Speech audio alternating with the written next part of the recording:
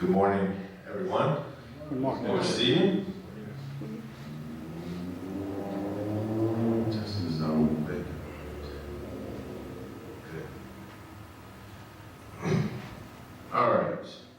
So we focus on the second week. We focus on health matters, right? Things that pertain to our health. And for those of you that may not know, May. Mother's Day, in May, yes, we honor our mothers. It's also Mental Health Awareness Month.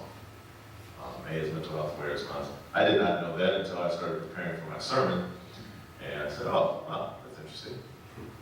Works well. So today we're going to talk a little bit about nature and nurture. Let's bow our heads. Dear Lord, thank you for another Sabbath day. Lord, thank you for our mothers. Thank you for the gift of your Son. Bless us and keep us now. Speak through me. In Jesus' name I pray, amen. So we've all heard of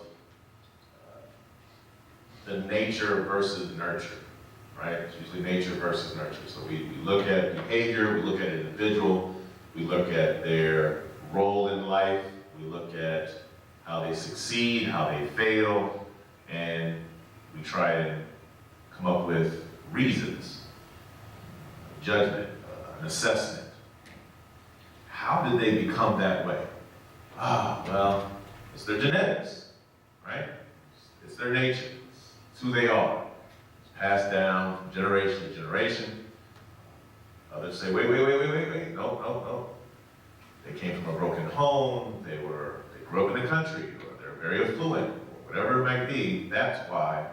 If you put me in that situation, I would be that well too. I would attain that success.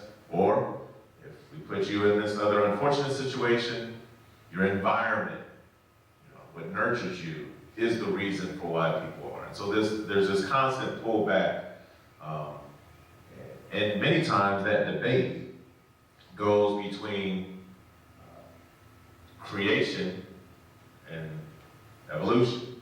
Right? So we were created a certain way, but no, science dictates the environment. We moved from some big bang that went to something else, that morphed into some ape, and then we got us. Not very accurate, but however, some believe that. And so this nature versus nurture on how we can, whether positive or negative. And so what we want to talk about today is, can the environment actually be inherited?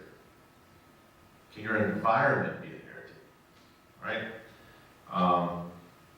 Before we get into that, I want to talk about some things that are troubling us as people, specifically as individuals, but more importantly, even as Christians. We are not immune to the things of this world, right? We partake in them as well. We are susceptible to disease, susceptible to hardship. Just because we follow the Lord does not mean that we are protected from those things. And so there's some statistics. I don't know if you're aware of the impact of anxiety and depression on people, the different things that impact them. And so we're going to talk about some of those issues and then move into the study of epigenetics, which sounds kind of deep. It really isn't. We'll talk about it in layman's terms so we all understand. Trust me, if I get it, anybody can get it. So we'll get into that and see how we can kind of prepare and combat some of these things. And the purpose for this, and I was thinking about this, a story came to mind last night. In the 80s or 90s, there was this commercial. And it's a Heinz commercial. Heinz ketchup. It had a bottle.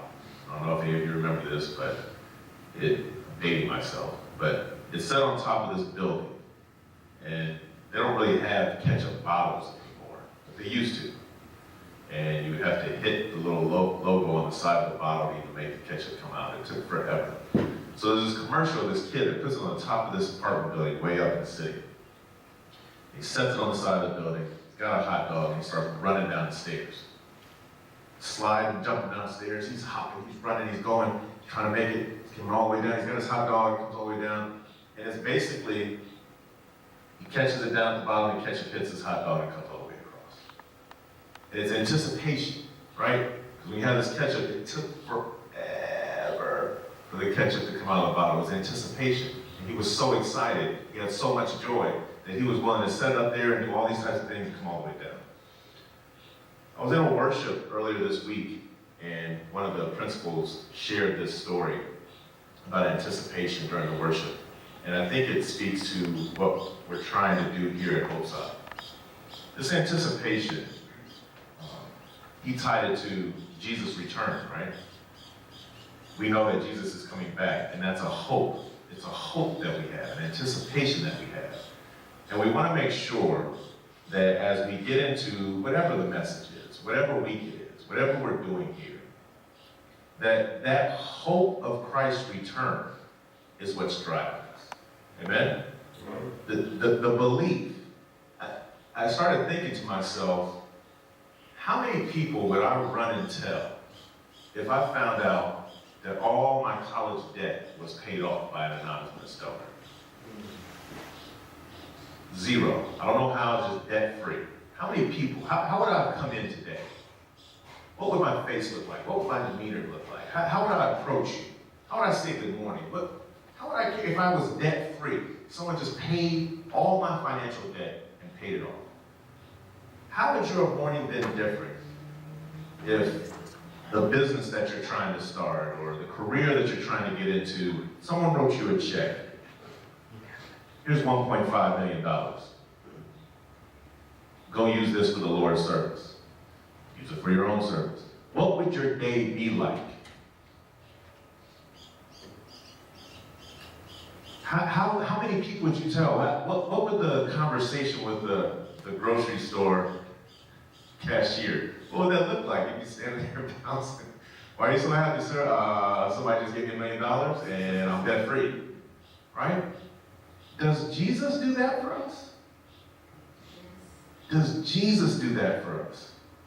We can't get so caught up in an idea that, when we look at our ministry in our different churches, from my school, right over in Burgersville, right, Silver Spring, 10 miles, within 10 miles of my school, are 47 Adventist churches. Within 20 miles of Spencerville Adventist Academy are 152 Adventist churches. This would be one of them that falls within that 10-mile radius, right? Within that proximity. And you have people that go from church to section because of the type of music, the type of message, the type of clothes they're allowed to wear, the order of service, when they start, who leads Sabbath school, all these types of things that we have in our mind as Adventists on how the message should be done. And sometimes I feel we spend way too much time on that instead of that hope and anticipation. That's what brings people. It doesn't matter who we have stand up here in any church. It doesn't matter if we play drums or if we sing a cappella.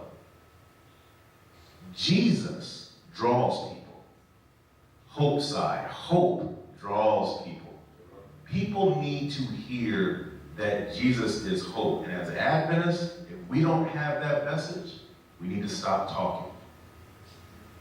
We need to stop talking, because as I prepared for this week, and I was looking at the different things that needed to happen, this anxiety and depression thing is a very serious thing.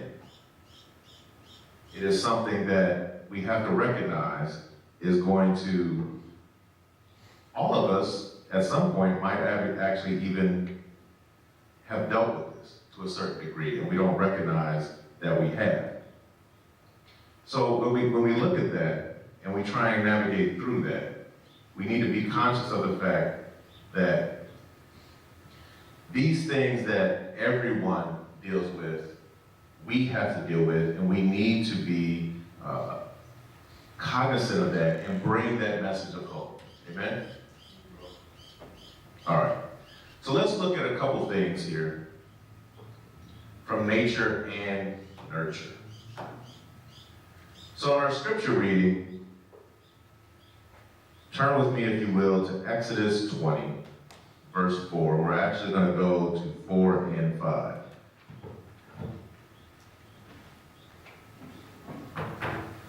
Having problems with my screen there. Trying to recognize my face with a microphone in front of it with unlocked. Now we're good. All right. I'm going to start with verse 4. This is the second commandment. We're familiar with this, but we're going to go to 4 and go down into 5. It says, you shall not make for yourself an idol in the form of anything in heaven, above, or in the earth beneath, or in the waters below. You shall not bow down to them, or worship them. For I, the Lord, your God, am a jealous God, punishing the children for the sin of their fathers to the third and fourth generation of those who hate me, but showing love to 1,000 generations of those who love me and keep my commandments. Anybody ever heard of this verse before? Second commandment? Pretty familiar. It poses a question, though. That thing that throws a lot of people off is passing the iniquities down to the third and fourth generation. There are some that would say that in this commandment, God is cursing in a way. It kind of has that. If you sin, that sin is going to get passed down to the third and fourth generation. It's actually not what it's saying here. It's not what God is talking about. So there's 5 things in these couple verses that I want to pull out. Number 1, that God is a jealous God. Okay? He created us to worship Him and not to worship other things. Not to worship our jobs, not to worship our degrees, not to worship achieving success here on earth. We're actually created to worship and praise God. Okay? When we get out of line at that, we make ourselves susceptible to other things that are out there. Second thing is, God did not curse us. Okay? What he's talking about is the behavior, right? The behavior of those parents, right? The children for the sin of their fathers to the third, punishing the children for the sin of their fathers to the third and fourth generation, to those who hate them. Then he follows that up with, but showing love to the thousands. So even there, that's a positive, right? So you have a few that are going to get punished, and you have thousands that are going to be blessed. So the odds are still in our favor.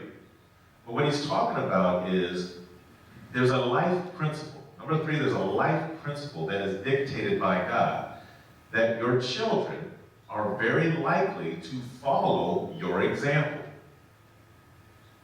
This is biblical, right? So this is interesting, and I love these topics because you have science, you have the Bible, and in my world, they don't conflict, right? God created science. So there's no contradiction between science and the Bible. We're going to see how this connects. This is a Bible verse telling us that example is dictated by God. Your behavior, your example, is going to most likely impact your children for 3 and 4 generations. And if you look at that in the Bible in Judges, when Israel split and they needed a king and they had, a request for that, and God said, you probably shouldn't do that, but he yielded to their request, gave them a king, and they go through that.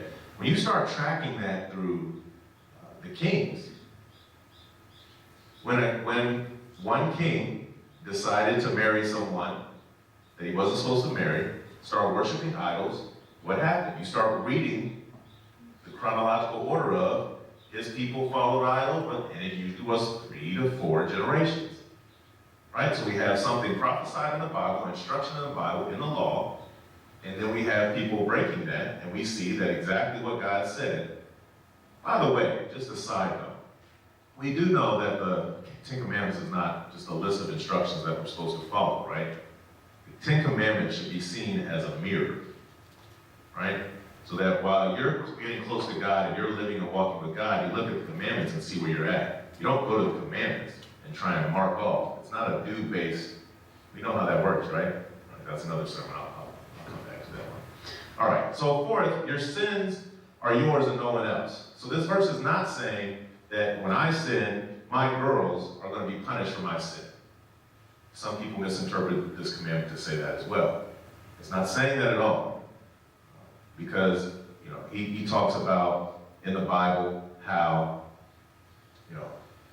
the prophets are held accountable for what they do right and what they do wrong. Right? So what I do, my sins are mine. None of my girls, I got 3 beautiful daughters, none of them are going to be held accountable for my sins. But that doesn't mean that my sins, my choices, my behavior, what example does that leave for them? Right? And the last point from these verses that we want to get into today is that positives and negatives are passed down. Scientific, positives and negatives of an environment are passed down. So let's look at a couple things that are out there today. Did you know, I'm going to go through anxiety and depression, that anxiety disorders are the most common mental illness in the U.S. It's affecting right now currently 40 million people, 40 million adults, ages 18 or older. It's 18% of the population. 18% of the population. Anxiety disorders are highly treatable, yet only about 1/3 of those suffering receive treatment. And anxiety disorders in the U.S. cost more than $42 billion a year to treat.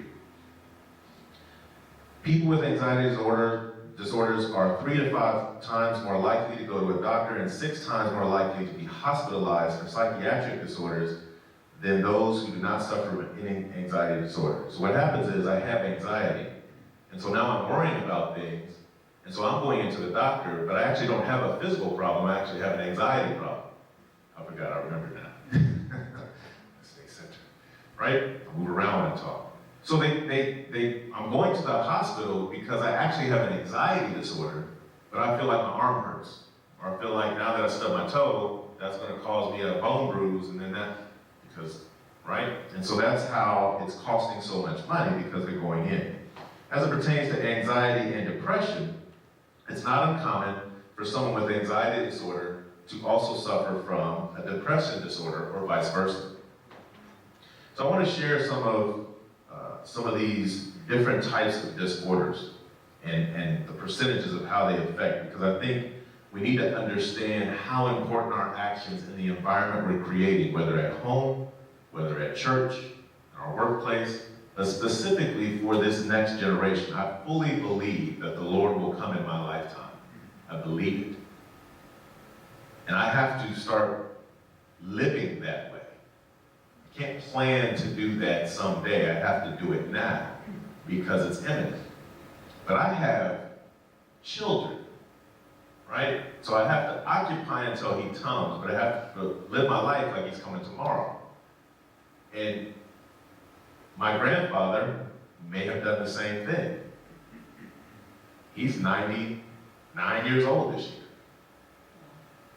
Still giving Bible studies, still asking the Lord to help him be humble, right? That's who I aspire to be like, other than Jesus, right? To follow that example, that I never get to a point where, oh, I'm good. Yeah, me and the Lord are good. It's not about being good with God. It's about, okay, I'm sharing what God has given me. So let's go into some of these. There is a generalized anxiety disorder, or GAD. That affects 6.8 million adults, which is 3% of the U.S. population. And women are twice as likely to be affected than men. We have panic disorder. 6 million people, 18 years and older. Women are twice as likely more affected than men. Panic disorder. There's social anxiety disorder. 6.8 of the population, or 15 million people. Equally common among men and women. Typically beginning around age 13. 13 is the mainstay for social anxiety disorder. And when you look at social anxiety disorder, right, it is the ultimate fear, it's not shyness. It's crippling fear from getting up in front of other people. That starts happening around 13. And then if it's untreated, it becomes worse and worse as you get older. There's specific phobias. 19 million people with specific phobias, like fear of flying, fear of spiders, fear of any specific type phobia. Again, women are twice as likely more affected than men. And that typically begins in childhood, and the median onset of that is around 7 years old. We're in a broken world, people. We're not in a pretty place. There are a lot of things out there that are affecting us. Obsessive compulsive disorder, OCD, post-traumatic stress disorder, PSTD, major depressive disorder, and persistent depressive disorder. So the major depressive disorder is the leading cause of disability in the US for people aged 15 to 43. It affects more than 15 American adults, about 6.7% of the population, aged 18 and older in a given year. While major depressive disorder can develop at any age, the median age is around 32 years old. Persistent depressive disorder, or PDD, is formerly called dysthymia, is a form of depression that usually can last for up to 2 years. And when you look at all of these different disorders, so you have the major ones for depression, that's where it usually stems from a death or a loss, a relationship that breaks. Some people have a broken heart and they go back to work. Other people, they can't deal with the pain and then it cripples them. They can't respond to it.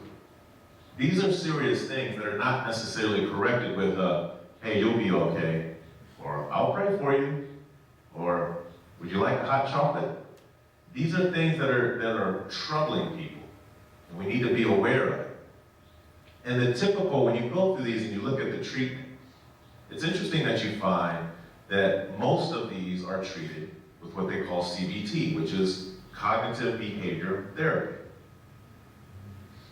So when you unlook and I start researching what the cognitive behavioral therapy is, it is a process of building a relationship with the subject. Person comes in, you see a therapist, that person builds that relationship, they start asking them questions, and they create an environment, nature and nurture. They create an environment where that person feels comfortable sharing what those issues are. And with anxiety, usually people are assuming the worst case scenario, and so what they do is they walk them through, well, there are other options. Can we agree that there are other options? Right? That just because you stumped your toe doesn't mean that they're going to have to amputate your foot. It might mean that it's just bruised. They walk through that. And then they walk them eventually through dealing with their fears, but they deal with that environment. So, epigenetics. How does this all tie together? Genetic or epigenetic? There's research now that explains that scientists are realizing that there is another component to our genetic structure. Okay? Things like eye color, skin tone, and all these types of things, that's part of your genetics. But why are some people more rude? Right? Why is it that I just love marshmallows? I can't love marshmallows because my dad loved marshmallows. We would say that's not genetics, that's because, right? But now new research is showing that can be genetics. It's called epigenetics, right? Epigenetics. So what is epigenetics? All right? There are 4 things to basically remember about epigenetics, all right?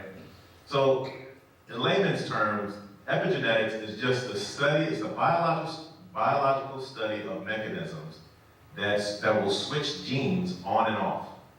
So we have genes that make up who we are, right? Those are your genes.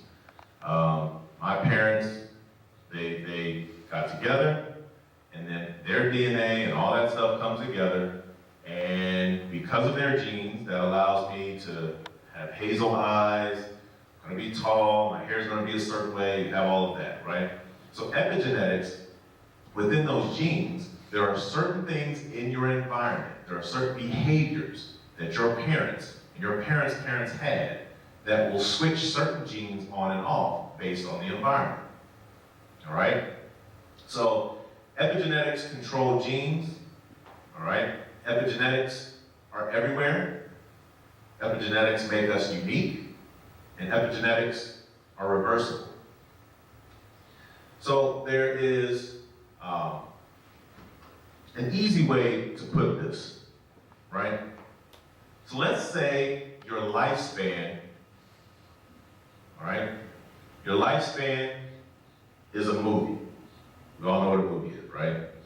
So we're going to use this analogy because if I keep talking about epigenetics too much, it starts going way up here and we start losing it, right?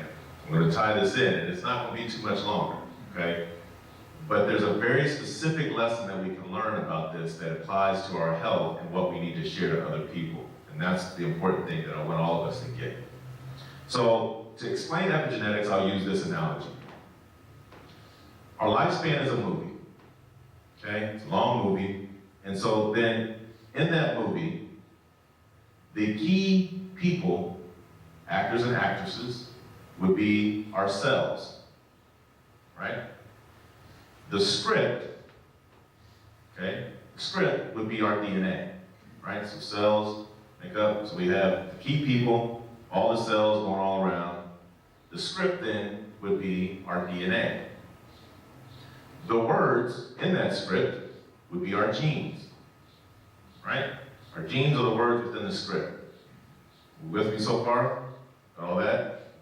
So that's where we're at. We got all the players in there, okay? So then we have a script, we have genes, the key piece, the words, scripts, and all that. So then epigenetics then would be the director, right? So you have a script. We all have our internal body made up of cells, we're all cells. Then we have the DNA, which is the script. That's our lifespan, that's how we're written. And then we have the genes, that's the words on the script, what we're supposed to do. The director is the epigenes, right? So if Woody Allen came in and directed a script, it would be very different than Steven Spielberg, even though it's the same script. It'd be a different movie. Does that make sense? Yeah. You with me? That make sense? Right? So epigenes are environmental things that come in and switch genes on and off. Another way to look at it, they're genes on top of genes. So a director comes in and sees the script, and the director is the one that decides, okay, we're going to take that scene out because it takes the audience to a place I don't want it to go, so I'm going to remove that. Or I need a little more excitement in this, so I'm going to have them do it this way, and I'm directing how this scene works. Those are your epigenes for where we are. So your environment then, how we spend our time, who our friends are, where we go, how often, what are our routines coming to church, how we share Jesus, how we witness. The people that are coming after us, your children, are then impacted for 3 and 4 generations based on those things. Yes, they have a genetic code, but what happens with that genetic code, certain genes will be switched on and off based on how much sugar you eat, based on where you go, based on the television shows you watch, based on the music you listen to, based on how you spend your time. You're directing. And that's not just when the kids are in your home. The Lord didn't say in the second commandment, until your children are born, or after your children are born, right? It said your children. So the stuff you're doing now, if you don't have kids for 10 years, it's still going to impact them. So this isn't like when a mom is pregnant and they tell her not to drink liquor. That's not what we're talking about. We're talking about nature and nurture. We were created by God with a certain nature. And then we have to nurture that according to God's principles, or the negative effects of that will be passed down. But we also know that the positive effects will be passed down. So what I'm trying to drive home to you today, right before I close, is this simple point. Maybe our in-reach should be with our children. Because if we have the ability to create and make positive decisions with the Lord, that will be passed down 3 and 4 generations.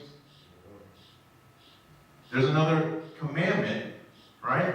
It's another text that supports that. Raise up a child in the way they should go, and right?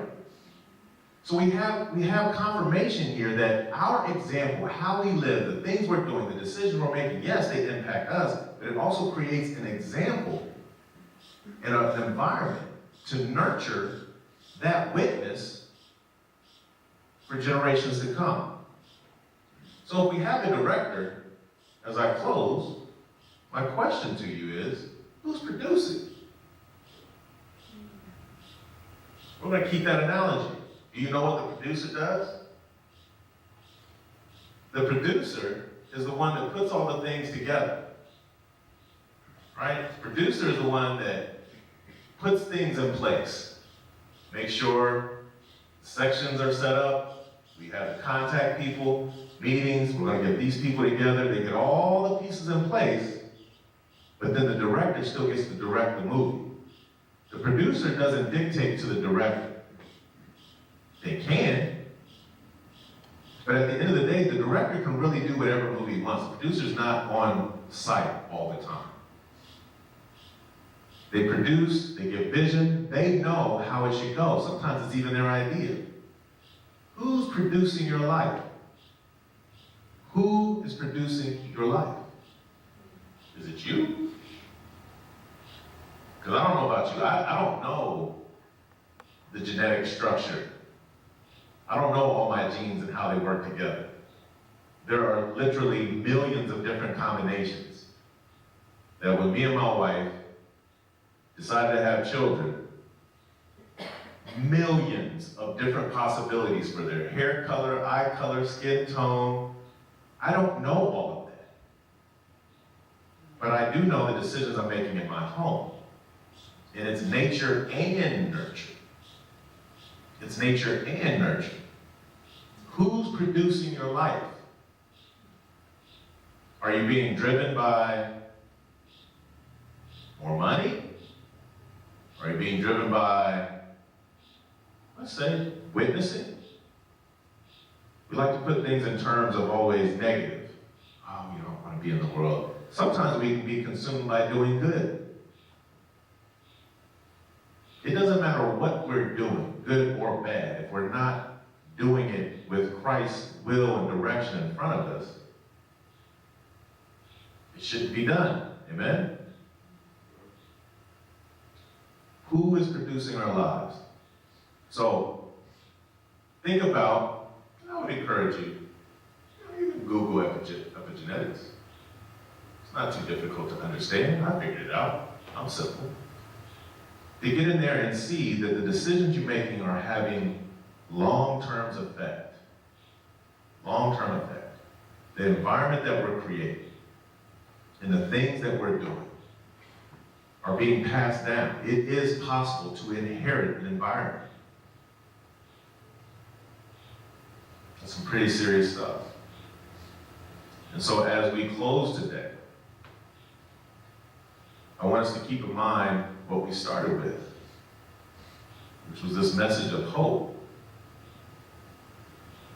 Let's be diligent and vigilant in daily reminding ourselves why we do this. Why are we here? We don't need to come to church to get God to bless us. Why are we here? Do we enjoy it? Do we enjoy coming together? Do we enjoy waking up? Do we enjoy playing the instruments? Do we enjoy speaking at Sabbath school? Do we enjoy that? Why do we enjoy it? We enjoy it because God is wonderful. He's awesome. And He's coming back. It doesn't matter if my keys are locked in the car. He's coming back. It doesn't matter if I'm employed or unemployed. He's coming back. That's awesome. That means there's an end to this. There's an end to the frustration. There's an end to the sorrow. There's no more brain cancer in India, in America, and anywhere else. It doesn't exist anymore. That's awesome. That's why we do what we do. And we have to focus more and more and more on that, because that's what will bring people in these doors here. That's what brings people into the church. Not the order of service. Not the type of music. Not whether you're allowed to wear jeans or not allowed to wear jeans, or you wear a tie or suit. We're spending way too much time looking at each other and deciding that they're not doing it right. And we need to spend more time looking to Christ and telling people he's coming back, possibly tomorrow. You can't keep looking at prophecy and say, well, there's one prophecy that's not fulfilled yet, so no. If I die today, Jesus has returned for me, right? That's it. Now, I'm not saying I go to heaven, for those that are watching that might be confused. What I'm saying is, I go to sleep, and the next thing I see is whenever Jesus comes back, if it's 50 years from now, that day that I died was my last day. So that's why no man knows the day nor the hour. We have to be very passionate and consistent with sharing the awesome hope that Jesus is coming back again. And we want to be ready. I want you to be ready. Neighbor, I want you to be ready. Classmate, I want you to be ready. Co-worker. The same way you would running and skipping into your job because you just won $1 million. Or you just found out you were having a child. These things on this earth that bring us so much joy, that we're so quick to run and share.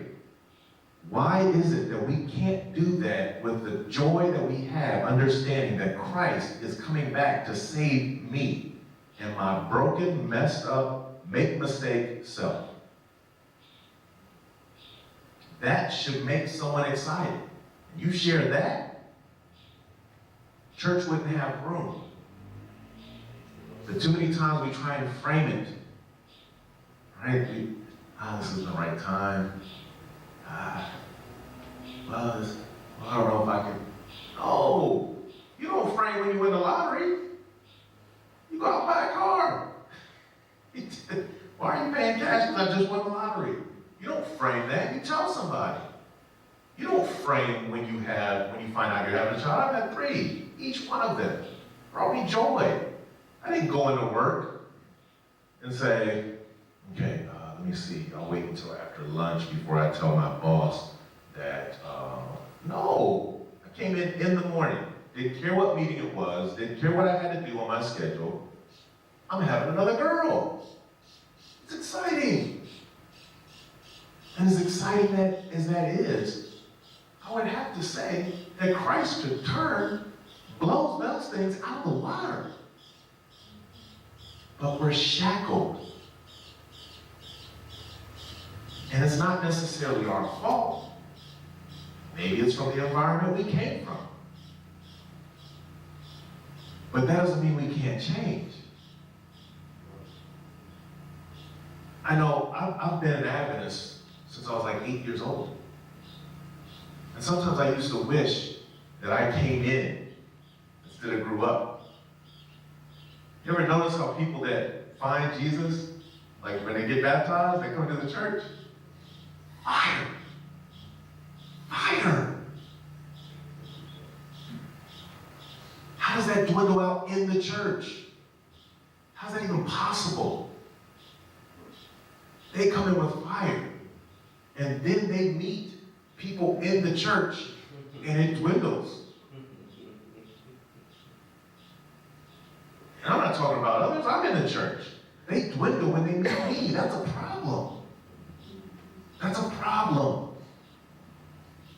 Because I have to posture myself, because I'm a principal, or I'm a dean, or I work for the church, or I have to posture. I can't. No, I should be able to dance like David, right? Jesus is good. He's coming back. Yes. I used to never get emotional at baptisms. When I was at a church, I used to leave. Sermon over, baptism, time for me to go. Now I stay. And it gets very emotional because now I understand, yes, yes, I'm going to see that person again. Yes, Jesus is good. There's somebody else. Yes, they're still going to struggle. They're still going to have things that mess them up. Yes, but now they know Jesus. Now I'm not alone. Me and that person go tell everybody else Jesus is good. Doesn't matter if it's 50 or 2. Jesus is good. Who's producing our lives? Who's producing our lives? That's all I got. Thank you very much. Amen. Dear Lord, we thank you for the weather. We thank you for life.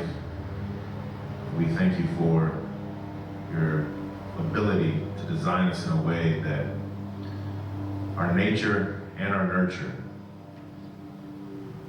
makes us who we are. We thank you for giving us the gift of choice so that when we sacrifice ourselves and choose you, we know it is an authentic relationship.